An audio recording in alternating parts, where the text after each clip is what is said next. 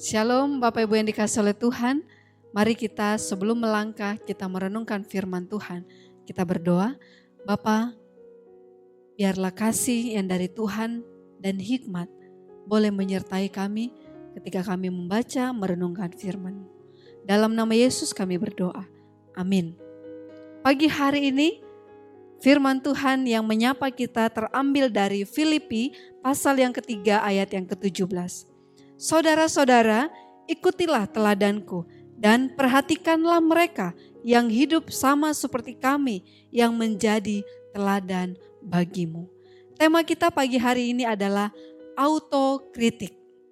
Apa itu autokritik?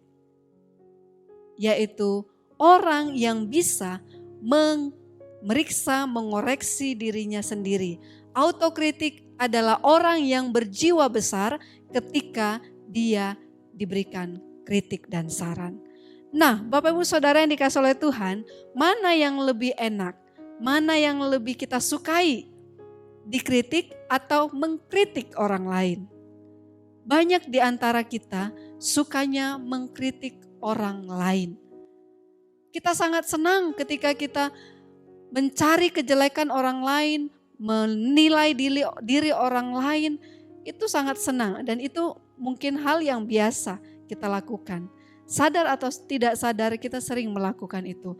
Itu si ibu itu begini ya, si bapak itu begini ya, dan lain sebagainya. Tapi ketika kita dikritik, nah disinilah terkadang kita tidak punya semangat. Bahkan ketika kita dikritik, kita mulai menjauhi orang itu. Ketika kita dikritik, kita mulai membenci orang itu. Nah, Bapak Ibu Saudara yang dikasihi oleh Tuhan, dalam diri Paulus berkata, saudara-saudara ikutilah teladanku. Bukan berarti Paulus sudah 100% hidupnya baik, suci, benar, tidak. Tapi dia punya jiwa yang besar, yaitu jiwa autokritik. Artinya Paulus pun pernah menyadari bahwa dirinya pernah melakukan hal-hal yang lahiriah, hal-hal yang menyakiti Tuhan. Dan dia pun pernah dikritik oleh orang lain dan dia berjiwa besar.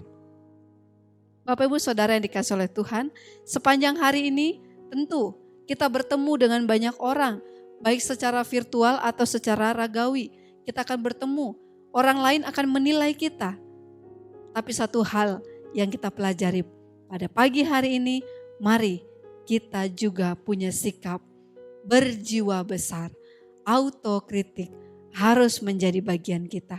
Kita rela diperiksa orang lain. Kita rela ditegur orang lain. Kita rela dikritik orang lain untuk kemajuan, untuk sesuatu hal yang membangun, bukan untuk menyakiti diri kita. Diberkatilah kita sepanjang hari ini dan siaplah kita untuk dikritik orang lain. Shalom, Tuhan Yesus memberkati.